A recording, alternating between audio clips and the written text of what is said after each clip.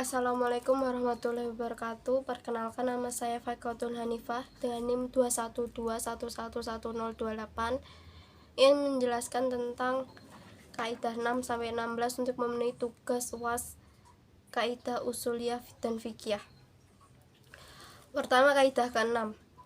Ijtihadu la yunqadu bil ijtihad. Artinya, ijtihad tidak akan membatalkan ijtihad lainnya. Dengan dalil surat An-Nisa ayat 105. Inna anzalna ilaikal kitaba bil haqqi litahkum bainal nasi mimma arakallah wala taqul lil khainina khasim. Artinya, sesungguhnya kami telah menurunkan kitab kepadamu dengan membawa kebenaran. Kamu mengadil antara manusia dengan apa yang telah Allah wahyukan kepadamu. Dan janganlah kamu menjadi pantangan orang yang tidak bersalah karena membela orang-orang yang khianat. Contoh penerapan ini adalah ketika ada seseorang yang sholat dan ia menganggap sebuah kiblat itu anggapannya benar, lalu masuk waktu sholat berikutnya dan anggapan kiblatnya berubah, maka ia tidak perlu mengqadha sholat yang sebelumnya. Kaidah ke-7, istima'al halalu wal haramu golabal haram. Sesuatu yang bercampur antara halal dan haram itu menjadi haram. Dalilnya surat Al-An'am ayat 108. Wala tasabbul ladzi yad'una min dunillahi fayabullaha adwa bighairi ilm. Artinya, dan janganlah kamu memaki sembahan-sembahan yang mereka sembah selain Allah, karena mereka nanti akan memaki Allah dengan melampaui batas tanpa sepengetahuan. Contohnya ketika air putih yang bercampur dengan khamr, maka air tersebut menjadi haram. Selanjutnya kaidah ke-8. Al-isaru bil qurbi makruh wa fil ghairi mahbub. Artinya, mengutamakan orang dalam urusan ibadah itu makruh, dan selain urutan ibadah itu disenangi. Dalilnya, wa yu'tiruna 'alal anfusihim walau kana bihim khasasah. Artinya, mereka itu sahabat Ansor mengutamakan sahabat Muhajirin dan mengalahkan dirinya walaupun sebenarnya mereka itu butuh. Contohnya, makruh adalah seorang makmum yang memberikan saf depan untuk jamaah lain, dan sedangkan yang terpuji adalah mendahulukan orang lain dalam menerima zakat karena ia mampu. Selanjutnya adalah kaidah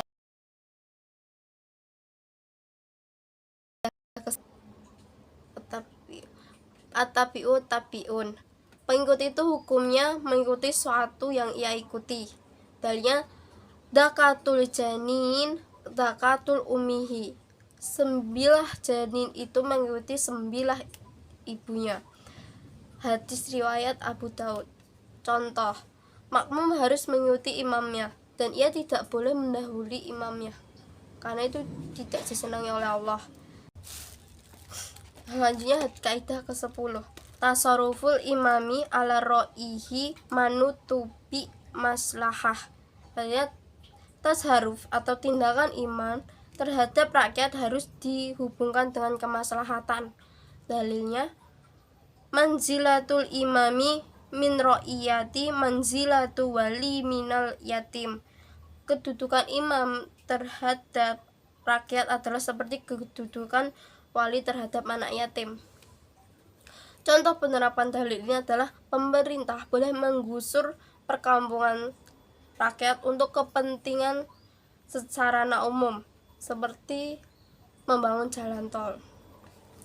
Kaidah ke-11 adalah al-hududu tastuqutu bil syubuhat. Artinya, hukum-hukum itu gugur karena syubhat. Dalilnya, itra'ul hududa bisyubuhat. Hindarkanlah hukuman-hukuman karena adanya syubhat. Contoh, minum minuman keras yang didalih obat seperti ganja atau apapun seperti narkoba itu, sekalipun menurut pendapat yang lebih kuat tetap mengharamkannya. karena haram. Selanjutnya kaidah ke-12, al-hurru la yadkhulul tahtal yadi. Orang yang merdeka itu tidak masuk dalam kekuasaan. Dalilnya menurut Tajuddin Asyubi, innal haro yadkhulu tahta yadi. Sesungguhnya orang-orang merdeka adalah masuk dalam kekuasaan.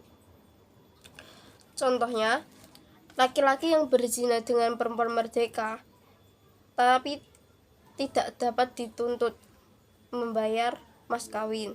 Sebaliknya, jika laki-laki tersebut berzina dengan budak perempuan, maka ia masih bisa dituntut untuk membayar mas kawin. Selanjutnya kaidah ke-13, al-harimu lahu hukmu ma huwa harimu lahu. Artinya yang mengelilingi larangan hukumnya sama dengan yang dikelilingi. Dalilnya al-halalu bainun wal haramu bainun. Yang halal telah jelas dan yang haram telah jelas. Contoh penerapannya, gemuk bangkai menjadikan minyak lalu dijual kepada orang lain, maka jual beli tersebut jadi haram hukumnya karena memperjualbelikan barang haram. Selanjutnya kaidah ke-14, idza stama'a amroni min jinsi wahidin lam yajtalifu maqsustu huma dakhala ahaduhuma fil akhari ghaliban. Apabila berkumpul dua perkara satu jenis dan tidak berbeda maksud dari keduanya, maka menurutnya salah satu. Contoh dalilnya, innama a'malu binniyat wa innamal likulli amri. Segala amal itu tergantung niatnya, dan setiap orang akan mendapatkan sesuai apa yang ia niatkan. Contohnya, apabila ada dua orang yang membaca ayat sajadah, maka orang yang mendengarkannya hanya cukup dalam satu kali sujud. Selanjutnya, kaidah ke-15 adalah i'malu kalami aula min ihmali. Artinya mengamalkan maksud suatu kalimat lebih utama daripada menyia-nyiakannya.